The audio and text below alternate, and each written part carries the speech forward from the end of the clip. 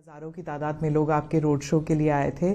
तो जहां पर न्यूज़पेपर रिपोर्ट्स में कह रहे हैं कि मार्जिन कम हो रहा है, लेकिन जिस तरह भीड़ें आई तो ऐसे लग रहा था कि बीजेपी जो है वो उनका चुनाव प्रचार जो है it is touching a cord among people.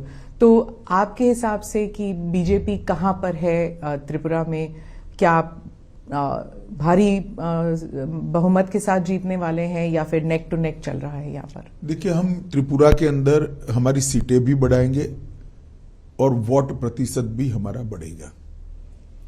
और इसका सबसे बड़ा परिचायक है कि यहां पर जिस कांग्रेस पार्टी के ऑर्गेनाइजेशनल कैडर के सैकड़ों लोगों की हत्या कम्युनिस्ट शासन में हो गई थी, वो कांग्रेस पार्टी ने बहुत कम सीटें लेकर कम्युनिस्टों के साथ समाधान किया है। और जो कम्युनिस्ट पार्टी कभी त्रिपुरा में किसी के साथ नहीं जाती थी, वो कम्युनिस्ट पार्टी ने भी कांग्रेस के साथ समाधान किया है। इसका मतलब है वो दोनों ये बात को स्वीकार कर चुके हैं कि हम अकेले भारतीय जनता पार्टी को नहीं हरा सकते, और ये हमारे लिए बहुत अच्छी पोजीशन है। मैं मानता हूं कि हम त्रिपुरा में हम अब तक का हमारा सबसे अच्छा परिणाम इस बार लेकर आएंगे। तो ये अगर गठबंधन तय है, तो जब गठबंधन इस तरह बन रहा है कि कांग्रेस, लेफ्ट पार्टीज, मतलब everybody get together to defeat BJP, ये एक सोची समझी अगर रणनीति है, तो क्या ये आप समझते हैं इसके लिए एक it's a big challenge for the BJP? देखिए, आप पत्रकार है इसलिए इस तरह से सोच रही है स्मिता जी। मैं मेरी पार्टी का कार्यकर्ता हूं, मैं इसको अलग दृष्टिकोण से देखता हूं। मेरी पार्टी को इससे आत्मविश्वास बढ़ना चाहिए, क्योंकि हम इतने ताकतवर हो गए हैं कि कोई अकेला लड़ना नहीं चाहता। अगर ताकतवर हुए हैं तो हमने एक आत्मविश्वास के साथ जनता के बीच में जाना चाहिए, और हमने 5 साल में जो करा है वो बताना चाहिए। जो हमने बताया अब तक के चुनाव परिणाम के अंदर, मैंने 4 रैलियां करी हैं, 3 रोड शो करे हैं। मैं आपको बताता हूं कि आज का रोड शो का जो दृश्य मैंने देखा है, मैं कई बार त्रिपुरा आया, पार्टी अध्यक्ष के नाते भी आया हूं, कैंपेन में भी आया हूं, गृह मंत्री के नाते भी आया हूं, और चुनाव के बगैर भी आया हूं, मगर ऐसा दृश्य मैंने मेरे जीवन में नहीं देखा। जी, वो मैंने देखा, भीड़ बहुत थी।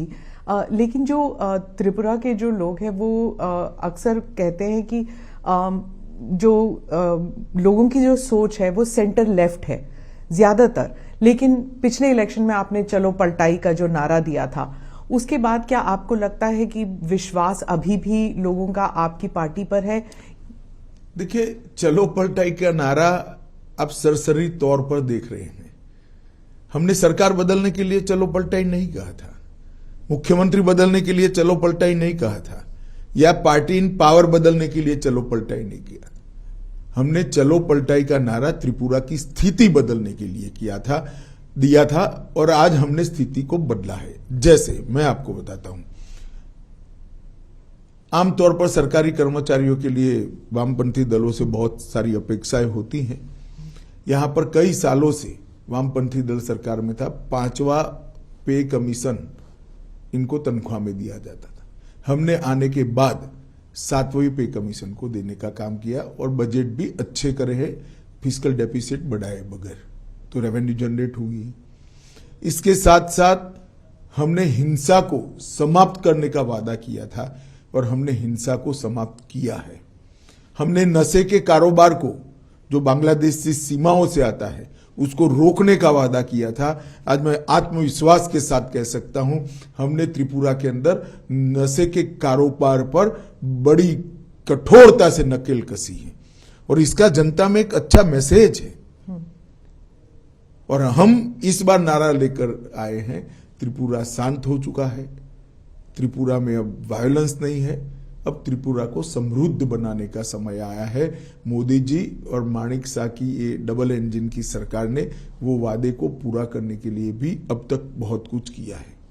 पहले विप्लव देव जी ने किया, अब माणिक शाह जी कर रहे हैं, और मोदी जी का जो केंद्र से गरीब कल्याण का थ्रस्ट है वो गांव तक परकोलेट हुआ है। माणिक जी और विप्लव जी को आपने जो चेंज किया, उससे एक इमेज भी जाता है कि कंट्रोल सब दिल्ली से होता है।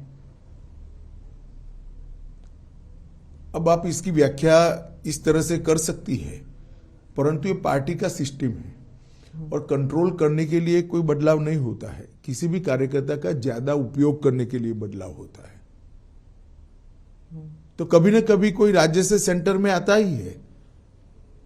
आज हमने विप्लव देव जी को राज्यसभा का मेंबर बनाया है, हरियाणा जैसे महत्वपूर्ण राज्य का प्रभारी बनाया है जो दिल्ली के मुहाने पर है, और इसके साथ साथ राष्ट्रीय मंत्री भी बनाया है।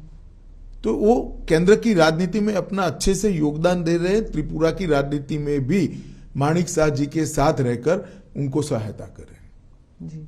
तो इसको कोई इस प्रकार के दृष्टिकोण से देखने की जरूरत नहीं है। अखिल भारतीय पार्टियों को जब राष्ट्रीय स्तर पर कार्यकर्ताओं की जरूरत होती है तो स्वाभाविक रूप से कार्यकर्ता को सेंटर पॉलिटिक्स में ले जाते हैं। मैं मानता हूं ये प्रमोशन है, इसको और कोई दृष्टि से नहीं देखना चाहिए।